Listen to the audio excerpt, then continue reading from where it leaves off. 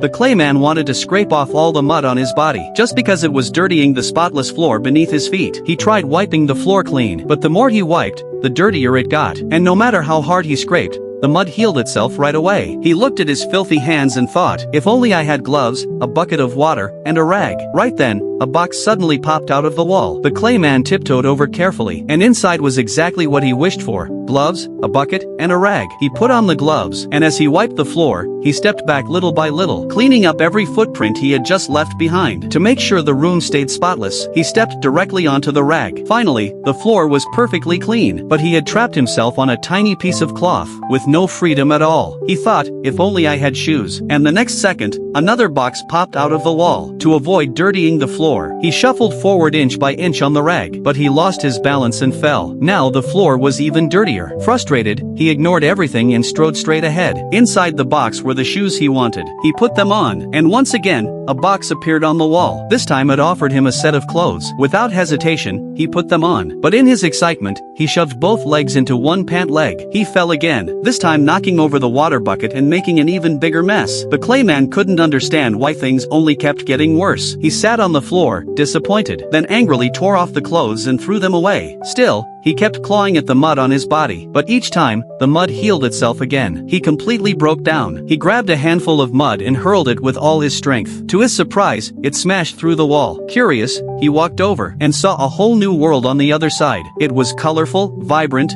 and beautiful. There, another Clayman was living happily and freely. Instead of hating the mud on his body, he used it to add his own touch of color to that world. Living carefully all the time is exhausting, so change your mindset, turn your flaws into strengths, and live boldly and brilliantly as yourself.